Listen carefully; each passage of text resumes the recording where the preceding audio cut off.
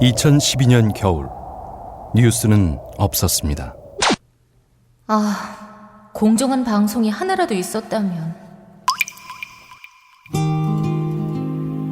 지금부터 씨를 뿌리고 물을 부어주세요. 조합원 가입으로 할 수 있습니다. 국민TV는 2016년 총선, 2017년 대선 가장 강력한 공정방송이 되겠습니다. 민주주의의 가장 확실한 투자, 국민TV. 포털 사이트에서 미디어 협동조합 국민TV를 검색하세요.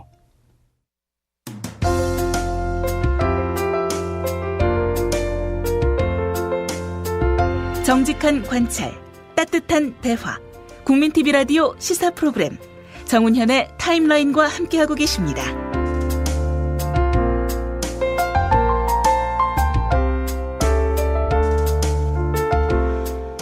네, 초대석 시간입니다. 오늘 이 시간에는 참여연대 안진열 협동사무처장을 모셨습니다. 멀리서 오느라고 숨가쁘시죠? 예. 아주 그냥 힘들지만. 대기 참전 경기도 어디라고 그러셨죠? 네, 하남시 바로 옆에 붙어 있는 강동구 상일동입니다. 하남시하고 10m 떨어져 있습니다. 뭘 타고 오셨어요, 이 시간에? 저기 상일동 전철역까지 20분 걸어서. 거기서 전철 종로 3가역으로 와가지고 또 4호선 타가지고 또 600m를 엄청 뛰어갖고 왔습니다.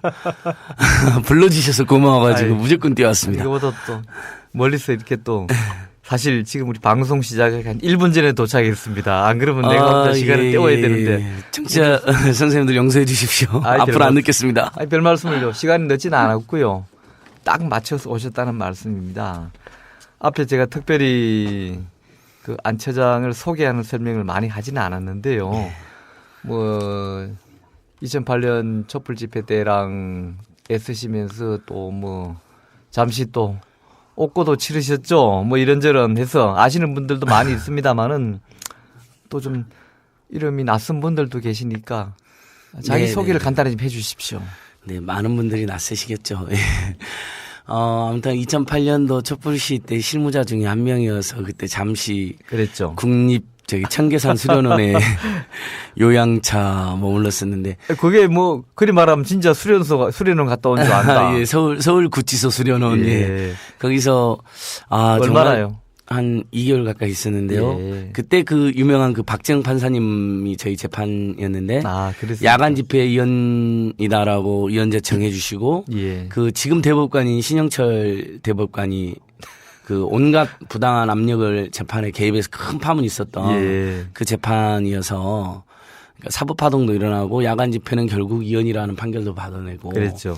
그래서 보람이 있지만 아무튼 그때 그 촛불 시민들의 열망을 다 이렇게 뜨겁게 저희들이 함께하지 못한 것 같아서 그때 감옥 안에서 아주 괴로웠던 나날들을 보냈습니다. 나는 그 민생팀장으로 직책을 기억하고 있는데 최근에 협동사무처장으로 성진은 성진이죠? NGO 세계에서는 승진이라보다는 이제 일부 역할을 조금 더 맡은 거고요. 그렇습니까? 여전히 이제 참여연대 민생희망본부에서 간사이면서 이제 사무실 운영에서 조금 더 좀 이제 경험이 쌓였다고 약간 더 책임 있는 일을 해라 그래서 좀 그렇게 된 거예요. 참여연대와 인연 맺은 지가 얼마나 됐습니까, 횟수로? 예, 제가 98년 12월에 참여연대 처음으로 갔어요. 그러면 15년? 그러니까 2년은 15년째인데 중간에 잠시 좀 더 새로운 세상을 경험하고 싶어서 인터넷 사업하다가 한번 망하고. 얼마나? 한 1년 반 하다가 망하고. 그래요? 그 다음에 1년 반쯤은 희망제작소에 있었습니다. 그렇죠. 당시 박원순 변호사가 이제 아름다운 재단 아름다운 가게에서 희망제작소라는 싱크탱크를 만들었는데 거기 가서 열심히 캠페인도 하고 좋았는데 이명박 정권이 될 것 같더라고요. 그럼 큰일 났다. 우리나라가 망할 것 같고 우리 국민들이 민중들이 너무 힘들어질 것 같다. 그래서 다시 2007년 10월에 참여연대로 다시 받아주셔서 오게 됐습니다. 요새 최근에 지금 줄여가고 있는 일은 뭡니까? 요즘 아마 우리 국민들께서도 언론을 보면 새로운 이슈들이 많이 눈에 띄실 겁니다. 뭐 문구점 사장들이 뭐 좀 이따 물어보기로 하고요. 그건요. 예. 그러니까 문구점, 예. 뭐 편의점, 가맹점, 대리점 온갖 그런 중소상공인들과 자영업자들이 재벌 대기업에게 당하고 있는 것들에 대한 문제 제기, 그러니까 경제 민주화 캠페인 그리고 이제 한쪽에서는 교육비, 주거비, 통신비를 다 반값 또는 무상으로 하자. 그러니까 길거리 튀김이야 뭐 제가 책값 주고 먹어야 되지만 교육이나 의료, 주거, 통신은 아주 공공적인 거기 때문에 반으로 하는 또는 무상으로 하자 이런 캠페인에서 국민들의 부담과 고통을 덜자 뭐 이런 것들을 집중적으로 하고 있습니다. 뭐 진주의료원 지키기 이런 것도 제가 또 요즘에 주력해서 하고 있습니다. 그렇습니까? 예. 자, 안 그래도 방금 문구점 얘기했는데요. 문구점을 하시는 그 사장님들이 정부 수립 후 처음으로 기자회견을 했던데요. 예. 뭐 기자회견을 꼭 뭐 높은 정치인들만 하라는 부분은 없죠. 맞습니다. 누구든지 기자들에게 자기들의 억울한 사정이나 또 주장을 펴려면 누구나 회견을 할 수는 있습니다만은 어쨌든 조금은 낯선 기자회견이군요. 매우 이례적이죠. 뭐 다들 뭐 문구점 하면 학교 앞에 또는 동네 입구에 뭐 연필도 팔고.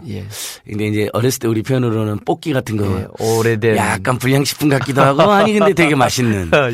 지금 박근혜는 그걸 불량식품으로 막 몰아붙이고 있는데 사실은 식약청이 다 인증해 준 거라서 불량식품이라 보기는 어렵다. 불량식품이 아니라면 벌써 뭐 단속에서 뭐 물건을 수거했거나 뭐 파는 분들이나 제조한 사람들을 어디 뭐 법 처리했거나 했겠죠. 네, 맞습니다. 그러니까 갑자기 박근혜가 되자마자 식약청이 뭐 충성 맹세하는 것처럼 뭐 불량식품 몰아내기 위해서 문구점에서 못 팔게 했다 했는데 동일한 물건인데 대형마트나 SSM에서 파는 건 괜찮고 문구점에서 판매하는 건 안 된다라는 건 완전히 편견과 폭력이라고 생각하고요. 그렇네. 아 그래 문구점 아저씨들이 기자회견 한 게 내용이 뭐예요? 그걸 아주 가슴 아프지만 이렇게 저기 또 재밌기도 했습니다. 이제 정말 대한민국 정부 수립 임시정부 이후로 처음으로 길거리로 나오신 건 정부청사 뒤에 뭐 한 몇십 명이 모이셨는데요. 일단 재벌 대기업 대형마트에서 문구 뭐 완구뿐만 아니라 문구 심지어 학습용품 뭐 색종이 색연필 이런 거 있지 않습니까? 학교 앞에서 팔아도 되는 거. 아니 우리는 빵집만 한다고 생각했는데 아닙니다. 대기업에서 이런 것도 합니까? 재벌 대기업이 요즘 그 저지르고 있는 행태를 보면 뭐 동네 슈퍼 빵집 피자 치킨뿐만 아니라 문구 완구 꽃집 서점 뭐 자동차 정비소 심지어는 공구상 얼마 전에 제가 낙원상가 지나고 있는데 전국 떡집 선생님들이 데모를 하고 있더라고요. 그래서 저희는 데모를 하면 일단 멈춰서 이렇게 보지 않습니까? 떡집까지 재벌 대기업이 진출한다고. 그 재벌 대기업이 어딘데요? 그 떡집은 어디였더라? 떡장 사는 데가 어느 대기업이에요?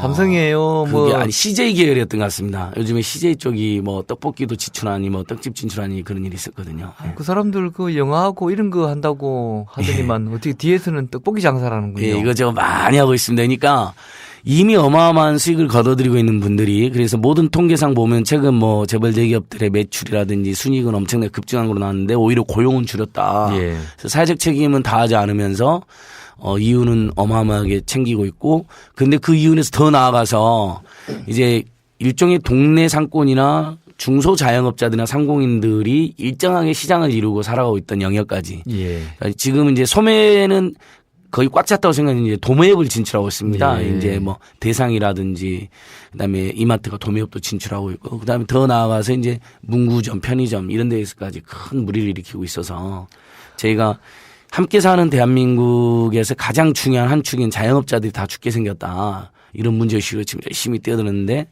그 과정에서 이제 문구점 선생님들 만났는데 대형마트에서 그걸 다 판다. 그리고 심지어 이제 중견업체들이나 대기업들이 또 문구 유통점까지 개점하려고 한다니까 예를 들면 모나미 같은 아주 중견 생산업자인데 굳이 유통점까지 이제 거기에 또 진출한다 그러면 이제 정말 중소 상공인들은 다 사라지게 되거든요. 그래서 그 중소상공인들이 사라져서 재벌 대기업으로 독점이 심화되면 결국 소비자들의 선택권도 침해되고 가격도 오르게 되고 이런 문제의식이 있어서. 보자. 안 차장은 혹시 기억하시는지 모르겠습니다만은 80년대 후반 뭐 이무리까지도 제가 기억하는 것은 그때 이제 경제지에 토막 기사로 많이 나왔던 것 중에 하나가 중소기업 고유업종이라는 제도가 예, 있었습니다. 예, 맞습니다. 혹시 기억하십니까? 예. 지금도 이게 있나요? 대중소기업 상생 촉진에 관한 법률이라고 해서 줄이면 이제 상생법인데 거기에 예. 중소기업 고유업종 제도가 예전에 있었는데 예. 그래서 뭐 옛날에 건전지라든 형광 등을 중소기업만 만들게 했는데 예. 아무래도 제조업 분야에서 그렇게 하다 보니까 기술 발전에 약간 문제가 생겨서 폐지가 됐습니다. 그런 점도 예. 있긴 있겠군요. 예, 폐지가 됐는데 그러니까 저희들 또 제조업이라든지 첨단 과학이 필요한 분야에서는 중소기업 적합업종으로 하는 게 좀 무리가 있겠다는 생각을 합니다. 다만 그런 첨단 과학이나 무슨 혁신 기술이 필요하지 않는 분야, 문구점 같은 지역 중소상공업은 대표적인 예. 그런 경우죠. 그러니까 수요는 거의 동일하고 그 내에서 누가 판매해서 그 수익을 나눠 가질 것이냐 이런 건데 그런 부분은 좀 저희들이 중소 상인 적합업종으로 해달라고 지금 법 개정 운동을 제가 다시 하고 있는 상황이고 예를 들면 재벌 대기업이 만약에 동네에서 그 이익을 갖고 가면 그 사람들은 본사로 가져가거나 그렇죠. 아니면 이제 홈플러스나 코스트코 같은 외국계 기업은 해외로 그 국부를 가져가는 것입니다. 예. 근데 동네 중소상공인들은 동네에서 씁니다. 그렇죠. 그리고 시장에 또 가서 동네에서 물건 사고. 살다 보면 뭐 동네 봉사단체도 다 하실 거고 학교 앞 문구점 아저씨들이 아무래도 학교 앞에 아이들 보호하는 역할도 좀 해주실 거고 예. 그러면서 동네가 그렇게 해서 풍요해지고 마을이 그렇게 마을 경제가 공동체가 이루어지는 거거든요. 형성되는 예. 것이죠. 그러니까 저희가 주목하는 경제민주화는 무슨 재벌 개혁도 굉장히 중요하고 그것도 해야 되지만 동네에서 그냥 열심히 일해서 식구들 먹여 살리고 뭐 대학까지 이웃과 보내겠다 하는 나누고. 분들이 예, 이웃과 나누고 또 내 애들은 아니어도 왔다 갔다 하는 애들 또 챙기고 뭐 기부도 하고 봉사도 하는 사람들이 마을이나 동네 풀뿌리 단위에서 예. 활발하게 살아갈 수 있도록 사회가 도와줘야 된다. 근데 갑자기 그 영역에 재벌 대기업 들어와서 슈퍼마켓도 내가 하겠다. 피자집, 치킨집, 통닭집 내가 다 할 때 꽃집도 할 때 다 나가라 이런 형사인데 좀 체면 없는 행동 아닙니까? 체면도 없을 뿐만 아니라 상도이도 아니죠. 상도의도 어긋나고 예전에 참 우리 대한민국 오랫동안 상도의란 말도 있었는데 상도의는 지금 없어진 지 오래됐고 그래요. 그래서 최근에 이제 옛날에 이제 흔히들 말하는 노동자 계급이 막 투쟁을 많이 했지 않습니까? 요즘은 예.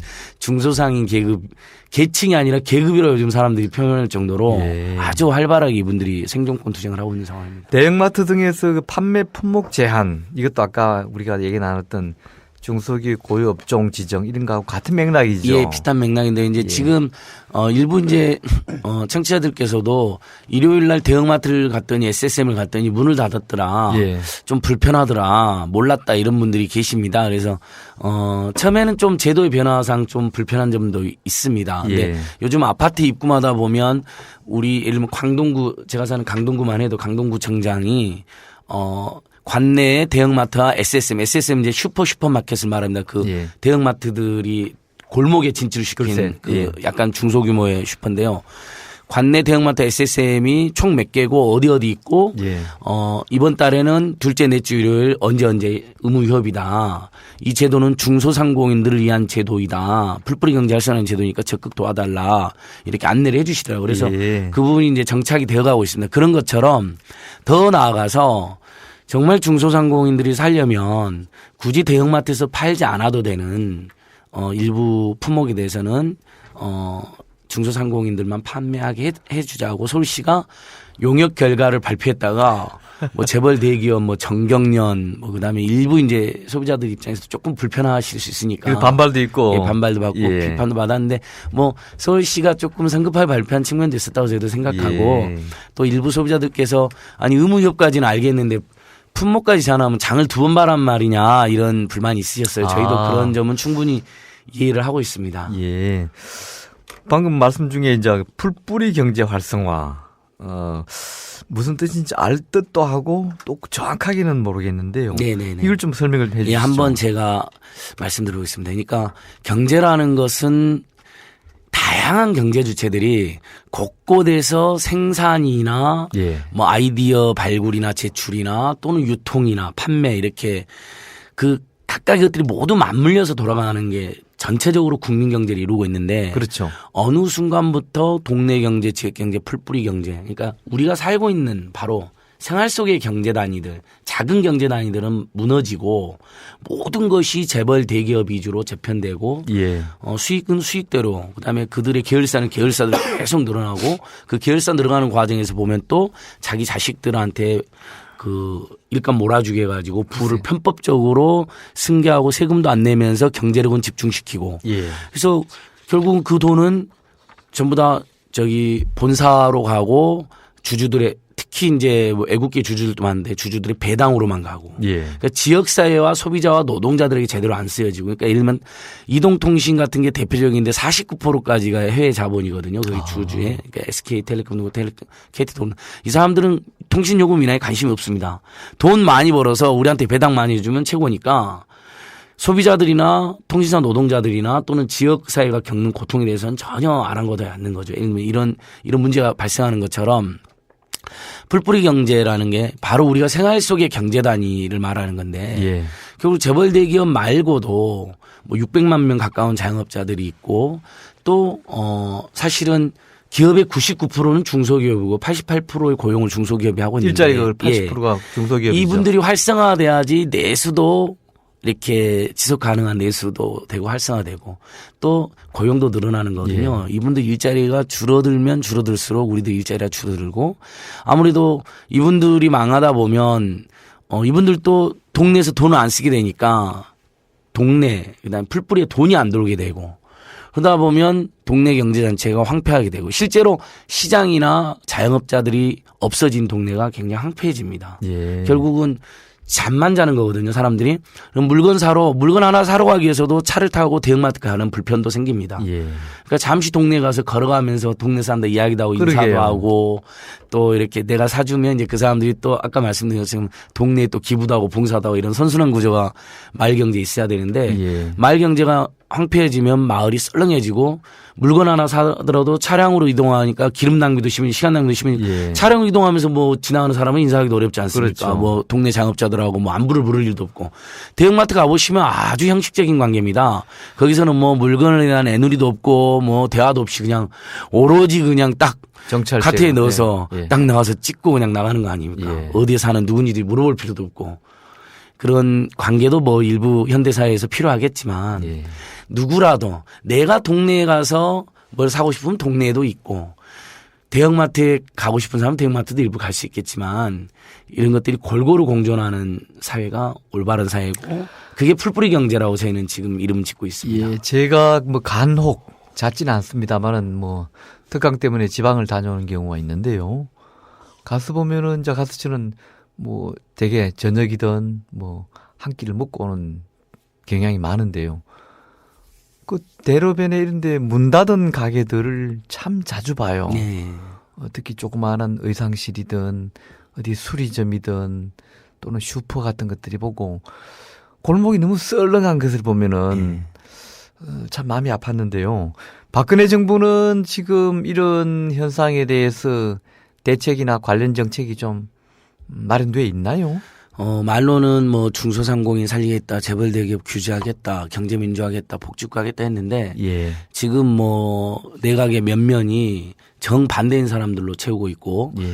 또 본인 역시 뭐 그런 민생들의 고통이나 민초들의 그런 목소리에 전혀 경험해 본 바도 없고 그런 관심도 별로 없는 듯한 예. 태도로 일관하고 있어서 굉장히 걱정이 많습니다. 이제 특히 박근혜 정부의 이제 경제부총리 초대 현오석 부총리 같은 경우는 일관되게 재벌 대기업에 대한 규제를 반대해 온 사람입니다. 예. 복지국가도 반대해 온 사람인데 그런 사람들이 지금 내각을 운영하고 있기 때문에 제일 걱정이 많은데 다만 대선에서 패배해서 많은 분들이 고통받고 이른바 멘붕을 겪었지만 한편으로는 그들마저도 불과 2010년도에 오세훈이라는 사람이 우리 자라난 아이들 학생들에게 친환경 무상급식을 해주면 나라가 망한다고 난리를 피우던 그랬죠. 불과 2010년 2년, 3년 전에 그래놓고 역사상 최초의 셀프 탄핵으로 표표에 사라졌는데 셀프 탄핵. 예.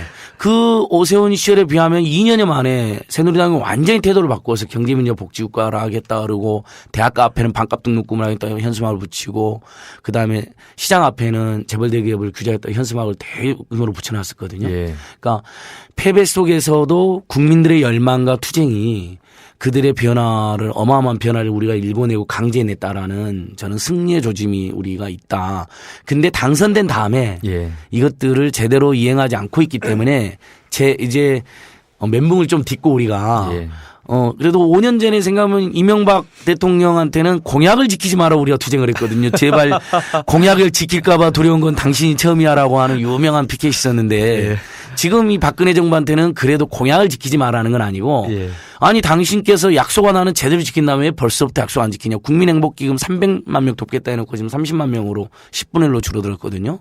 뭐 이런 그다음에 경제민주화 하겠다 해놓고 아까 말한 것처럼 경제민주화는 정 거리가 먼 부총리 후보를 약점시켰다든지 이런 식으로 약속을 안 지키고 있는 행태에 대해서 강력하게 제가 비판하고. 약속 대통령이라고 했잖아요. 저도 그런 줄 알았는데 약간 속은 것 같습니다. 예.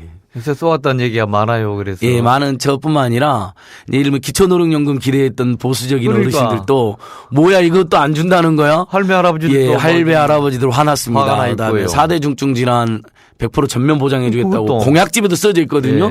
그래 놓고는 뭐 자기 부담 뭐 사실은 뭐 3대 비급여는 보장해 주는 게 아니었다. TV 토론에서 얼마나 강조했습니까? 강조 여러 번 했고 공약집에도 비급여 항목까지 모두 포함해서 100% 보장해 주겠다 해놓고. 아니 저 약속 해놓고 안 지키면 예를 들어 지자체 같은 경우는 주민 소환 같은 거 하잖아요. 대통령은 어찌해야 되는 거예요?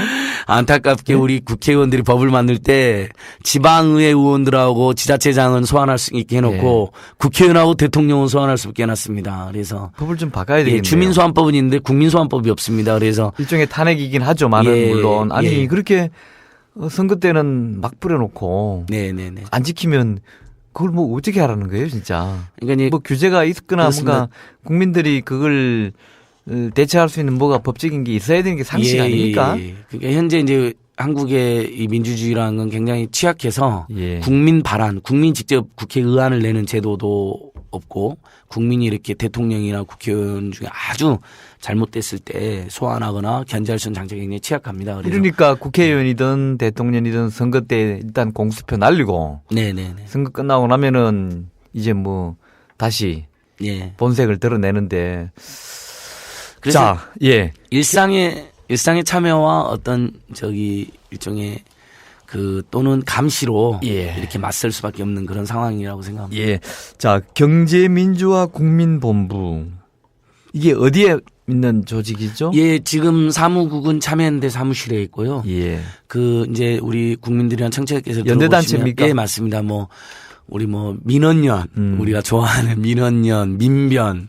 뭐 참여연대 특히 당사자로서 민주노총 그다음에 전국유통상인연합회 경제민주화 2030연대 청년유니온 등 그러니까 저희가 생각하는 경제민주화는 추상적인 의미에서 재벌을 개혁하는 것뿐만 아니라 실제로 노동이 존중받는 경제민주화 중소상공인이 살맛나는 경제민주화 청년이 희망인 경제민주화 서민들도 재밌게 사는 경제민주화인데 이제 저희는 그것을 그동안 우리나라는 대기업하기 너무 좋은 나라였습니다. 심지어는 전철역에 가봐도 감사원이 기업하기 좋은 나라 감사원이 만들겠습니다 해놨습니다. 아니 감사원이 기업하기 좋은 나라입니까? 감사원은 부패 없는 나라를 만들어야죠. 이명박이 그렇게 만들어 놓은 건데 그래 놓고는 온갖 자기는 이제 부정부패를 한 건데요. 자 결국은 노동이 존중받는 나라 장사하기 좋은 나라. 청년 희망의 나라가 경제민주화의 핵심이고 모든 행정기관들이 사실 그걸 도와줘야죠. 근데 노동자는 노동자들대로 정리해고 비정규직 최저임금 산업재로 몰아내고 정규직들도 불안합니다. 40대 중반이면 명예퇴직을 강요되는 경우가 많습니다. 그렇게 해서 마지막 남은 전재산으로 또는 대출받아갖고 중소상공인을 하게 되는데 그러면 재벌 대기업이 그 영역까지 좀 장사 좀 되면 다 바로 들어옵니다. 침공해갖고 또 쫓아내고. 청년은 청년대로 청년 실업률 공식 실업률만 10%가 넘고 비공식적으로 20대 대반이 백수다 이런 통계에 나와 있어서 등록금이라든지 교육비 주거비로 어마어마하게 고통받아갖고 1,000만 원 안팎의 빚을 지고 사회 나갔는데도 일자리를 얻을 수 없고 얻어도 비정규직이거나 88만 원 세대 알바 같은 걸 해야 되니까 다면 아니 신문에 보면 재벌 대기업들은 엄청 잘 나가고 어마어마한 수익을 거두고 있는데 나머지 국민 전부는 도대체 이게 뭐냐. 그러니까 그것이 자살률은 1위 출산율은 꼴찌. 이런 비극적 통계로 이어지고 있고 극과 극인 나라군요. 우울증이 급증하고 사람들이 그러니까 피곤하니까 근데도 돈이 없으니까 일을 많이 하게 됩니다. 그러니까 노동시간이 세계 최장 국가이고 그러다 보니까 산업재해가 많이 발생하고 그러니까 빨리 집에 가서 쉬어야 되잖아요. 그러니까 운전을 아주 거칠게 합니다. 교통사고 발생률도 1위 국가입니다. 아니 뭐 이게 다 굉장히 연동되어 있는데 꼬리에 꼬리를 물고 지금 우리 정운현 선생님 제가 이제 이야기하는 과정에서 이제 피식 웃음이 나올 수밖에 없는데 사실 실상은 정말 비참한 것이죠. 우리 국민들 삶이 굉장히 사람들이 좀 억압되어 있고 피곤하고 그래서 표정이 실제로 전철이나 버스에서 봐보면 우리 국민들 표정이 매우 어둡습니다. 그걸 좀 선순환으로 바꿔야 되는데. 선순환이니까 이제 예를 들면 노동 시간이 줄어들고 그래서 그만큼 일자리가 늘어나고 사람들 일을 하게 되고 산재도 줄어들고 여유가 덜 생기고. 피곤하니까 여유가 생기고 웃음도 생기고 그다음에 임금도 올라가고 최저임금도 올라가다 보면 조금만 일해도 먹고 살 수 있게 되고 어디에서 고리를 딱 끊으면 선순환이 일단은 시작되겠습니까? 저희는 가장 강력한 고리가 노동과 중소상공인데 우리 국민들의 일자리가 대부분 70%가 직장인 30% 자영업자니까 예. 일단 정리해고나 비정규직은 뭐 완전 근절까지는 아니어도 남용을 예. 못하게 철저히 해야 됩니다. 그래서 직장 다니는 사람이 내가 언제 쫓겨날지 모르고 최소한 그다음에 애들 밥 먹일 정도의 임금도 못 받고 이렇게는 안 되는 거죠. 예. 그다음에 직장 생활이 도저히 안 맞거나 또는 직장이 그 일자리 보장이 안 돼서 자영업을 하는 분들이 재벌 대기업한테 쫓기지 않게 최소한 슈퍼마켓 뭐 빵집, 피자, 치킨, 꽃 그다음에 뭐 이런 건 이분들이고 문구점, 편의점 이런 분들은 편안하게 해줘야죠. 알겠습니다. 다시 또 4부에서 이어가겠습니다. 국민TV 라디오 시사 프로그램 정운현의 타임라인을 듣고 계십니다. 지금은 초대석 시간입니다. 네, 지금 4부입니다. 이 시각에는 안진걸 참여연대 협동사무처장을 모시고 얘기 나누고 있는 중입니다. 자, 안 처장님. 네네네. 얘기 좀 이어갈까요? 예, 고맙습니다. 예.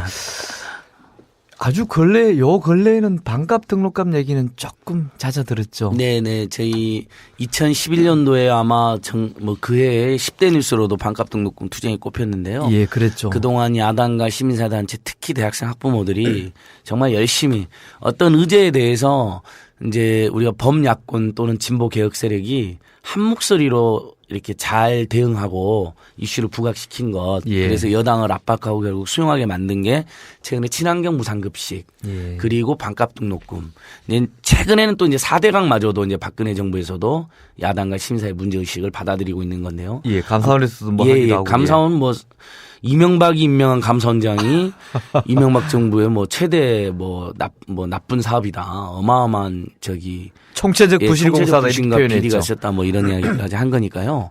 그러니까 결국 저는 진실과 진정성은 이긴다고 보는데 우리 국민 입장에서는 정말 사상 세계 최악의 교육비, 주거비, 그다음에 의료비 급증, 통신비로 시달리고 이게 보면 세계에서 가장 많은 부담을 지고 있는 걸로 나와 있습니다. 예. 그러니까 교육비도 제일 비싸고 사교육비까지. 그다음에 주거비는 뭐 집값도 가장 비정상적이고 집을 살려면 한 푼도 안 쓰고 11년, 12년 돈을 모아야 되는데 그건 뭐 집을 못 산다는 이야기고. 예. 그다음에 의료비 같은 경우는 그나마 건강보험이 적용되고 있어 다행이긴 하지만 보장성이 60%밖에 안 되고 또 의료비가 최근 급증하고 있고. 뭐 세계적으로 가장 많이 급증하는 나라로 뽑히고 있거든요. 예. 그다음에 통신비도 OECD 국가에서 가장 부담이 많은 그런 나라입니다. 그런 상황에서 결국 그렇다면 국가가 뭘 해줘야 될 거냐. 올해 우리 대한민국 예산이 올해만 350조 가까이 되거든요. 350조. 예. 거기에 지방정부 예산까지 하면 100조가 더 있습니다. 예. 450조라는 예산이 있는 나라고요. 예. 그다음에 각종 공적 기금이라든지 공적 뭐 이런 연기금. 공기업들의 연기금 포함해서 공기업들의 예산까지 하면 500조가 넘는 돈으로 국민들을 행복하게 해줄 수 있는 거거든요. 500조라 하면 뭐 상상도 안 될 어마어마한 돈인데 예를 들면 전두환 노태우가 옛날에 비자금으로 삥 뜯은 돈이 4천억 원인데 그 4천억도 지금 생각해 보면 당군조선 이래로 1년에 1억씩 삥을 뜯은 돈이거든요. 그게. 그러니까 그렇게 어마어마한 돈인데 4천억만 해도 예. 근데 500조를 우리나라 정부가 지방정부가 500조 안팎을 운영할 수 있기 때문에 정말 맘만 먹으면 4대강의 이명박 정부가 23조 꼬라박은 것처럼 23조. 그 23조를 정말 민생에 썼다면 저희들이 계산해 보니까 그 23조를 매년 만약에 민생에 썼다면 그게 대학까지 무상교육 당장 가능하고요. 뭐 무상교육도 무상교육 당장 가능하고 그다음에 뭐 임대주택 뭐 사실상 우리 국민들에게 지금 뭐 시프트 같은 경우는 막 100대1 경쟁률이 있고 공공임대주택도 그거 들어가기 어렵죠. 공공임대주택은 공공임대주택대로 저소득층 저소득층대로 줄 서 있거든요. 예. 임대주택이 너무 적기 때문에 그러니까 임대주택 다 지었으면 최소한 교육비하고 주거비 그다음에 의료비 걱정을 하는.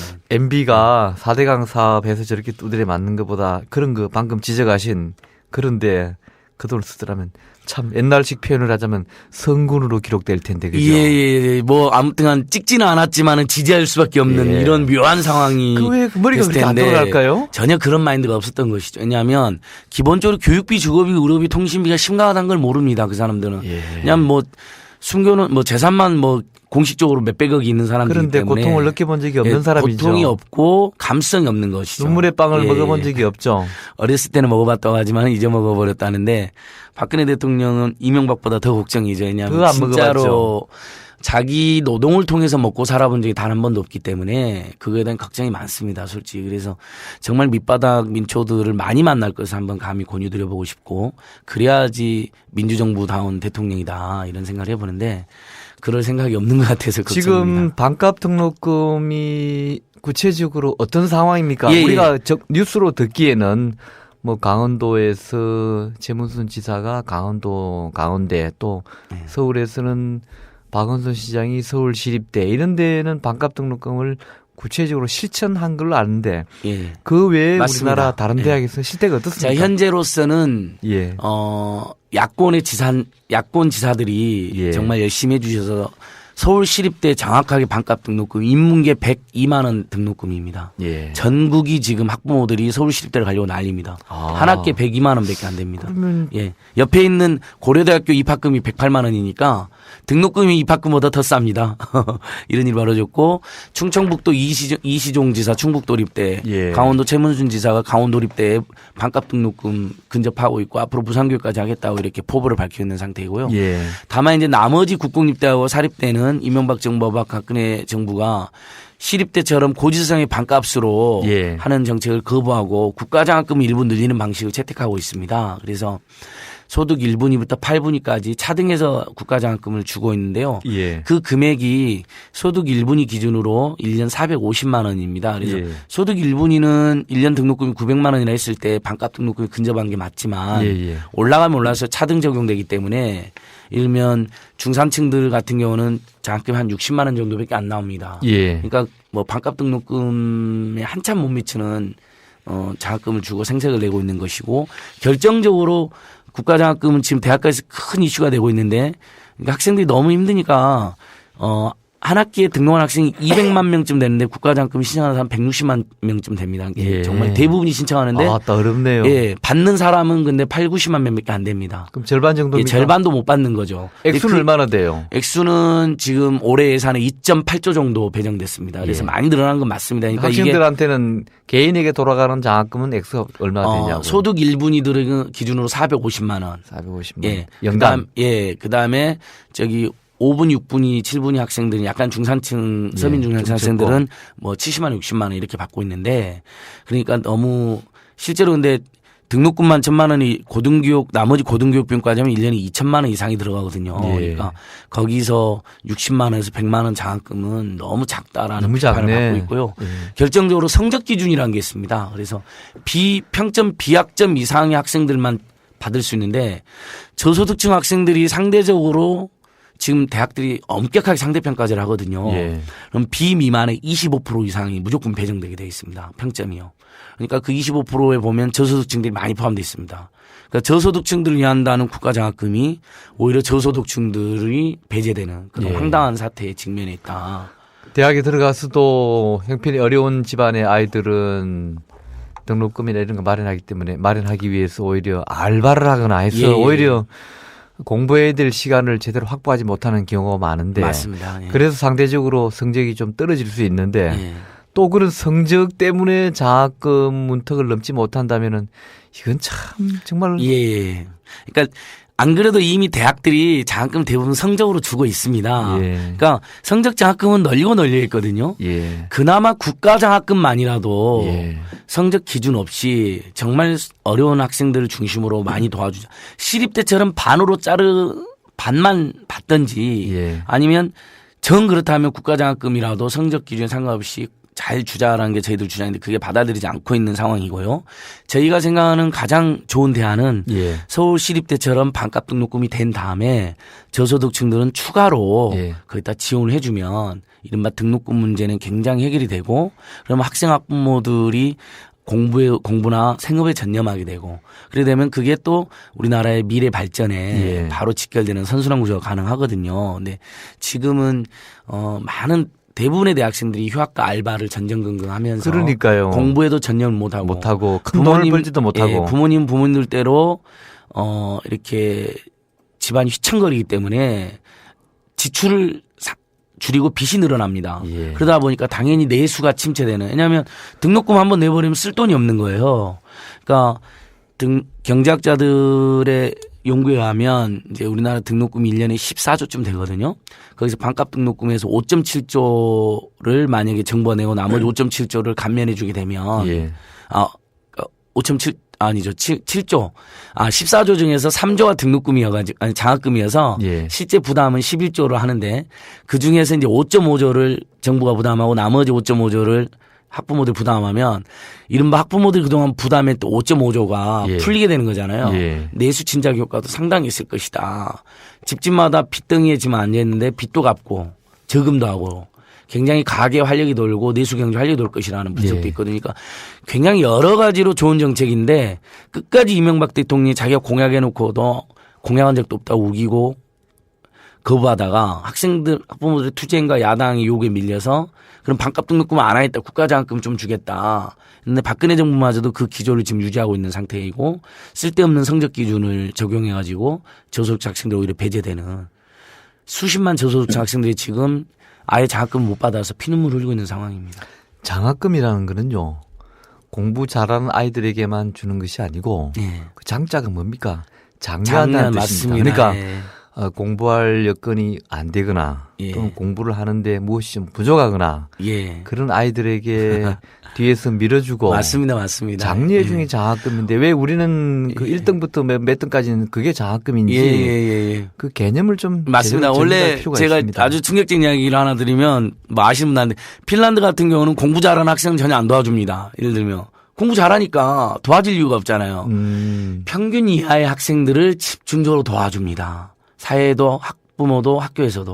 그러니까 평균 이하의 학생들이 힘을 내 가지고 성적이 올라가니까 아마 그래서 세계에서 가장 공부 시간이 적은데도 불구하고 공부는 제일 잘하는 나라로 꼽히잖아요. 이런 얘기 언론에서 떠들어봐야 맹탕이고요. 예. 대통령이 만약 어디 교육부 업무보거나 예. 또는 청와대 국무회의에서 왜 장학금은 공부 잘하는 애들에게만 줍니까? 공부 잘할 수 있도록 장려하기 위해서 주는 게 장학금인데요. 다시 한번 생각해 보세요. 이 한마디만 하면 아마 모르긴 해도 그 2, 3일 뒤에 아마 교육부에서 보도자를 내고 난리 굿을 뜰 겁니다. 맞습니다. 그리고 박근혜 대통령께 감히 제가 한 말씀 드리면 뭐 되자마자 미국을 방문하려고 하는 것 같던데 그런다고 하죠. 저는 미국 방문 전에 핀란드 스웨덴에 한 2주일만 갔다 오셨으면 좋을 것 같습니다. 그러면 그 나라가 어떻게 운영이 되고 있고 교육이나 주거 복지를 어떻게 잘 챙기고 심지어 지금 스웨덴이나 핀란드의 대학생들은 돈을 내고 대학을 다니는 게 아니라요. 돈을 받고 대학을 다닙니다. 야 너희들 돈이 없잖아. 학생이 돈이 없는데 알바만 하면 공부를 언제 해. 나라에서 주거비 생활비 줄 테니까 등록금 내지 말고 주거비 생활비 줄 테니까 공부만 전념해. 사실은 그것도 멀리 이렇게 보면 돼 있거든요. 미래에 대한 투자입니다. 어마어마한 투자고 예. 그게 사회로 다 환원된다는 게 연구 결과로도 나왔습니다. 왜냐하면 예. 이 사람들이 그렇게 알뜰살뜰하게 지원을 받고 사회에 나가면 자기 나라와 사회에 대해서 굉장히 고맙게 생각합니다. 그렇지 않겠어요? 그래서 열심히 일하게 되고 봉사하게 되고 세금도 잘 내게 됩니다. 그러니까 선순환 구조에 되고 공동체에 어떤 일이 생기면 너나 할 것이 뛰어들게 되고 예. 자원봉사든 세금이든 기부든 이런 선순환 구조를 만들어 놓은 거죠. 그러니까 방금 핀란드의 뭐 한 작은 예지만은 그런 예를 들어 주셨는데요. 그렇게 해서 국가와 사회로부터 금전적으로 또 일자리 기회라든지 이런 것을 제공받으면은 당연히 그에 대해서 내가 직장을 갖게 되고 수입이 발생하면 그걸 갚고 되돌려 줘야 되겠다는 생각이 드는 반면 예. 우리 같은 경우에는 대학도 어렵게 들어가요. 그 등록금 비싸서 부모님이 못 되면 알바 2탕 뛰어서 해요. 그러니까 학생도 아니고 직업인도 아니고 이렇게 해서 어렵게 직장 취직했더니만 또 학자금 빌린 거 용자하는 거 제때 안 갚았다고 또 차압 들어와요. 이렇게 되면은 그 젊은 영혼이 사회에 대해서 그런 환원이라든지 그런 감사하는 마음보다는 이 더러운 사회에 예. 내가 어떻게 해서라도 돈을 벌어서 어떻게 한번 말아먹겠다더니 또는 안 그러면 내가 어떻게 기회가 되면 어떻게 해서 뭐 어떻게 해버리겠다는 이런 반감과 예, 맞습니다. 저주감을 예. 갖게 된다는 것이죠. 결국 그러니까 예. 그는 악순환이 되는 것입니다. 대한민국이 나한테 해준 게 뭐 있어라는 그러니까. 그 유명한 농담 1등만 기억하는 더러운 세상 예. 이게 그래서 나온 말인데요. 그러다 보니까 사람들이 사회에 나가서도 연대하고 세금 내고 기부하고 이런 안 것보다는 하죠. 내 한 몸 챙겨서 그거죠. 내 자식들은 나 같은 고통 안 받게 해주겠다. 그러니까 대한민국이 나한테 해준 것도 없으니까 나도 세금도 안 내버리겠다 해서 그런 식이 되죠. 알게 모르게 생활 속에 탈세가 그러니까 굉장히 우리 많이 하는 데 있는 국민들이 상태입니다. 얼마나 개인적으로는 피폐해지고 예. 사회는 조각나고 예, 맞습니다. 이런 나라와 이런 백성들은 위기 상황에 처했을 때 잘 대처 못합니다. 각자 예. 비행기 타고 도말 생각만 하는 거죠. 그럴 수도 있죠. 그래서 저희가 최근에 어쨌든 친환경 무상급식, 반값 등록금, 그다음 복지국가 이런 운동을 해오면서 결국은 대한민국이란 공동체 안에서 다 같이 연대감과 서로 도와주는 그런 향약과 둘의 정신을 구현하는 그런 사회로 만들자. 예, 이런 박근혜 대통령이 뭐 미국 방문 계획이 이미 예정돼 있는 것 같고 그래서 뭐 그것까지를 우리가 탓할 건 아니지만요. 우리 우방이니까 문제는 아까 안 처장 얘기처럼 누군가가 그 주변에서 떠있는 척건이 자 진짜 파격적으로 이제 핀란드를 한 2주간 방문한다. 또 어떤 뭐 국빈 방문이니 또는 어떤 뭐 정상회담이니 이런 의례적이고 알맹이 없는 거 말고 정말 박근혜 대통령이 내가 국민 행복 시대를 복지를 강조하는 대통령이다. 그래서 내가 아주 낮은 자세로 예를 들어서 뭐 복지부 장관이라든지 뭐 이런 관계 장관 한 두세 명을 데리고 아주 소박하게 단촐하게 뭐 기자단 50명 이끌고 뭐 장관 뭐 청와대 참모들 50명 데려가지 말고 정말 한 너댓 명이 딱 단촐하게 뭐 기자 한두 명 풀 기자로 딱 해서 한 일주일 동안 다녀온다면은 정말 국민들 박수 치지 않겠습니까? 예, 그러니까 왜 그런 머리가 안 돌아가죠? 그러니까 지금 박원순 서울시장은 그렇게 하고 있더라고요. 혼자도 예. 가잖아요. 조용히 가가지고 뭐 박원순 칭찬이 예, 아닙니다. 예, 이탈리아 가서 내용이 그렇다는 겁니다. 이탈리아 가서 협동조합을 공부해 갖고 왔고 서울시에 그것을 지금 마을 만들기가 협동조합을 접목해서 지금 서울시 전역에서 마을 만들기는 협동조합 붐이 일고 있거든요. 이제 이런 식으로 특정 개개인의 우리가 이제 칭찬을 떠나서 정훈 선생 말씀대로 사실 정말 대통령이 전 세계에서 가장 국민들이 행복하다는 나라를 가봐가지고 그러게요. 도대체 그 행복의 조건이 무엇인지를 면밀하게 자기가 살피고 모르면 와서 가서 배워야죠. 맞습니다. 예. 배워갖고 오면 얼마나 좋을까. 그러니까 작년 네. 박 시장 얘기 조금만 더 하죠. 작년 장마철 앞두고 박 시장이 자기 혼자 갔나요? 누굴 데리고 갔나요? 일본에 그 몇 명 예, 데려갔습니다. 상하수도 예. 그 잘하는 도시에 가서 그걸 배워오고 뭐 그걸 티내는 것도 아니잖아요. 아마 그것도 예. 보도가 아마 제 기억에는 일본 특파원들이 보도를 했을 겁니다. 예. 그러니까 그 뭐 티를 뭐하러 냅니까? 시장이 서울 시민들을 위해서 그런 안전 대책을 수립한 것은 시장의 본분이에요. 그럼요. 일본이 재난 예방에 예. 선진국가니까 가서 배우고 와야죠. 가서 배우고 온다는 예. 것이죠. 맞습니다. 예를 들어서 뭐 어떤 나라가 파리가 관광을 잘하는 관광대국이다. 아 그러면 가서 또 관광 관련해서는 가서 배우고 오는 것이죠. 예. 그 자랑할 일도 아니고 그거는 국정을 책임진 또 시정을 책임진 또 작게는 또 뭐 군정을 책임진 그런 군수나 시장 대통령이 그냥 밥 먹고 해야 될 일이에요 그게. 예. 그러다가 뽑아줬고 맞습니다. 또 그거 맞습니다. 하겠다고 뽑힌 사람들 아닙니까? 예.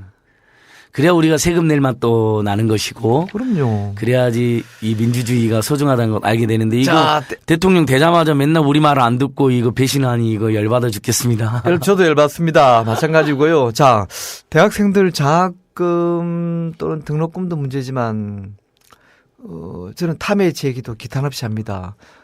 도어조 전에 뉴스타파에서 대학생들 그 거주지 문제 예. 제가 한 걸 보고 예. 저도 참 좋은 기획이다 예. 싶었는데 지금 대학생들 이러니 돈이 없으니 거주지 주거지 문제는 말할 것도 없겠죠? 예, 거의 뭐 저기 거의 뭐 저 난민 수준이죠? 예, 그러니까 난민 수준의 생활하고 있는 대학생 많은데 예를 들면 대학들이 그렇게 어마어마하게 돈을 벌어놓고도 예. 적립금만 지금 11조가 넘게 쌓였거든요. 도대체 그 대학들이. 사람들 그 돈 가지고 뭐 한대요? 그러니까 그냥 쌓아놓고 뭐 건물만 짓고 있는데 의리의리한 건물 짓는 건 좋은데 공공기숙사부터 지어라는 겁니다. 오히려. 그래서 기숙사 수용률이 전국 대학 기숙사 수용률이 16%밖에 안 됩니다. 그거밖에 안 돼요? 예, 수도권은 10%밖에 안 됩니다. 더더욱이나요. 서울의 주요 대학들은 5% 6%밖에 되지 않습니다. 거기에 애국 학생들이 살고 있기 때문에 또 실제 한국 대학생 들어가는 비율은 3, 4%밖에 되지 않습니다. 나쁜 사람들이네요. 예, 나쁩니다. 나쁘고요. 그렇게 해서 학생들이 어떻게 되냐면 결국 학교 안에 기숙사하면 뭐 10만 원, 20만 원이면 공부하기도 편하고 환경도 그러니까. 좋고 그다음에 그 월세도 부담이 덜한데 학교 앞으로 전월세로 가고 하숙으로 가야 되면 50만 원 안팎을 내야 되고 네. 또 그걸 못 내는 학생들은 고시원으로 가거나 쪽방으로 고시원 가겠죠. 뭐 반지하 이런 데로 가는데 정말 그런데도 월세가 20만 원이 넘습니다. 그러니까 월세 부담대로 내고 한편으로는 생활은 생활대로 힘드니까 공부에 전념하기도 어려운. 공부라는 게 때가 있잖아요. 예. 뭐 저는 이제 50 중반입니다만은 제가 지금 대학생 공부할 수 있는 건 아니잖아요. 그리고 여전히 뭐 공부 잘 하시잖아요. 30, 40대에서 공부할 건 아니잖아요. 그때는 그 나이에 맞는 직장을 다니거나 또 여성들의 경우에도 육아를 하거나 때가 있단 말이죠. 예, 맞습니다. 그런데 공부할 때 이거 집 문제 뭐 먹고 사는 문제를 한다면은 그건 대학생이 아니고 반사회인인데 예. 아주 뭐 이것도 아니고 저것도 아니고 예. 그죠? 그래서 아주 좋은 정책을 하나 소개하면 뭐가 있습니까? 자, 대학들은 공공기숙사를 더 짓고 민자기숙사 지니까 또 엄청 자본이 투입되니까 이윤을 추구하다 보니까 50만 원씩만 받습니다. 그래서 대학들이 공공기숙사를 짓는데 학교 안에 부지가 좀 부족하다면 네. 대한민국 정부, 서울시, 지방정부 모두 힘을 합쳐서 시유지, 국유지 이런 게 짜투리 땅 많이 있거든요. 좀 내주면 예를 들면 되잖아요. 동사무소나 주민센터 같은 경우도 예. 그 부지를 리모델링해서 재건축해가지고 높이가 공공 원룸텔 같은 걸 짓자는 겁니다. 좋은 공공기숙사, 생각이네요. 공공 원룸텔 대규모로 지으면 이런 반은 인근의 학생들이 사용을 하고 반은 인근 지역의 워킹푸어들 요즘은 1인 가구가 50% 가까이 되기 때문에 예, 많죠. 이분들은 큰 임대주택을 바라지 않습니다. 그렇죠. 그냥 원룸 하나라거나 네. 아니면 방 2칸 정도만이어도 만족하고 한 칸만 쾌적하게 사용해도 만족하고 그게 에너지도 덜 낭비하고 관리비도 덜 나오거든요. 그러니까 그게 또 지속 가능한 사회도 만들고 경제 부담도 줄어줍니다. 실제로. 저렇게 그런 걸 대규모로 짓자. 제가 지금 맹렬하게 지금 제안하고 저렇게 있습니다. 대학이 돈 쌓아놓고 돈 장사하거나 학생들이 왜 안 쓰고 저렇게 등록금 비싸면 전국적으로 가면은 아마 학생들이 대학 안 가기 운동을 할지도 몰라요. 그렇습니다. 예. 지금 이미 대학 나오면 예. 뭐합니까? 취직도 못하는데 진학률이 지금 원가가 안 나오잖아요. 예, 진학률이 얘기하면요. 떨어지고 있는 상황이고 학령 인구도 감소하기 때문에 자녀들 줄고 대학들이 정신 바짝 차려서 정신 못 차린 거예요. 어차피 대학은 비영리 기구거든요. 대표적인. 그렇다면 기숙사 더 짓고 그다음에 자금 더 늘리고 할 수 있다면 등록금도 인하하고. 그래서 예를 들면 반값 등록금 할 때 예산이 너무 많이 든다라는 일부 비판이 있었습니다. 예. 근데 그 방법이 뭐가 있냐면 감사원이 조사를 해보니까 대학 등록금이 13% 정도 뻥튀기 됐다고 발표를 했거든요. 그럼 대학이 13%를 지금 상황에서 줄이면 반은 학생 학부모가 부담하고 나머지 반에서 정부는 37%만 부담하면 되는 겁니다. 예를 들면 대학이 1.3조를 인하하는 결단을 내리고 정부는 3.7조 예산만 투입하면 반값 등록 당장 가능한 것이거든요. 그렇게 가서 좀 사회 전체적으로 고등교육이 고등교육답게 학생 학부모들을 등골을 빼는 고등교육이 아니라 정말 나라의 미래에서 가장 중요한 고등교육이라면 고등교육에 가장 이렇게 돈이 없다는 이유만으로 고등교육에서 배제되거나 공부에 전념하지 못하는 그걸 해결하는 그런 사회적 결단을 내릴 때가 됐다고 보고 있습니다. 옛날에는 대학이 상아탑으로 불렸고 또 대학을 나와서 우리 사회에 기여할 수 있는 그런 자원이 많이 배출돼서 우리 사회의 발전을 견인해 왔는데 지금은 대학이 우리 사회의 큰 골칫덩어리 중에 하나예요. 네. 이러다가 오래 가면은 대학 무용론이 나올 수 있습니다. 근데 대학들이 전혀 정신을 못 차린 것 같아요. 네. 인구 줄고 하니까 저 지방 아랫역에서부터 서서히 대학들이 자기들이 알아서 통폐합하거나 예. 또 일부 문제가 있는 대학들은 뭐 당국에서 문을 닫기도 하는데 예. 제가 보기에는 오래 안 갑니다 이거. 예. 몇 년이라고 단언할 수는 없지만은 어차피 10년 뒤에 우리나라 대학은 반으로 줄 수 있습니다. 예. 또 실제로 반은 줄어야 될 겁니다. 그럴 너무 가능성이 많아요. 있습니다. 예, 쓸데없는 맞습니다. 대학들도. 예.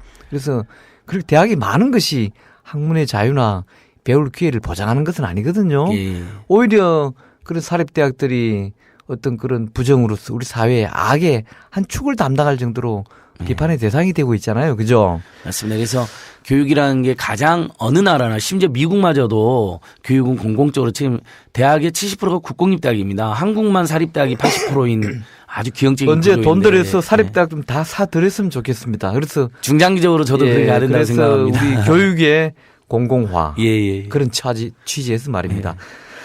자, 오늘 뭐 두서없이 질문은 뭐 많이 준비했는데 우리가 예. 깊이 들어가다 보니까 다음에 한 번 더 불러주십시오. 그래요. 그 오늘 다 못 나눈 얘기는 이 정도로 마치기로 하고요. 예. 한 말씀만 그래요. 선생님 자, 드릴게요. 한 말씀 더 하십시오. 자, 우리 국민들이나 일부 시민들은 저희한테 와서 교육비, 주거비, 의료비, 통신비를 사회적으로 해결하자, 무상으로 하거나 반값으로 하자 그러면 그러면 모든 걸 다 공짜로 해달라 그러지 이렇게 비아냥거리는 분들이 가끔 있으면 그건 정말 오해시고요. 다시 한 번 말하지만 저희는 절대로 반값 튀김비 운동을 할 생각도 없고 사이다의 요금을 뭐 원가를 공개라 이런 운동을 하지도 않습니다.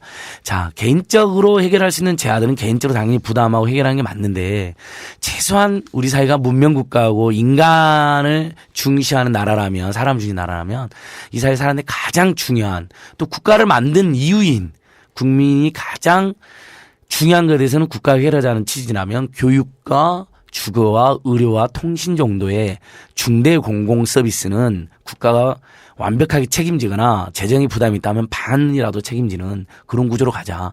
나머지는 저도 제가 냅니다. 예. 너무 비싸면 피하기도 합니다. 하지만 교육, 주거, 의료, 통신은 피할 수도 없는 거 아니겠습니까? 예. 국민 그런 것만큼은 진보, 중도, 보수를 떠나서 국가에 요구해도 됩니다. 국민의 당연한 권리입니다. 그런 부분은 같이 캠페인도 하고 투쟁됐으면 좋겠습니다. 예, 알겠습니다. 오늘 말씀 잘 들었습니다. 네, 고맙습니다. 예, 이상 초대석의 안진글 참여연대 협동사무처장과 얘기 나눠봤습니다. 저는 내일 아침 7시에 다시 찾아뵙겠습니다. 여러분 안녕히 계십시오. 이 세상을 더 보자.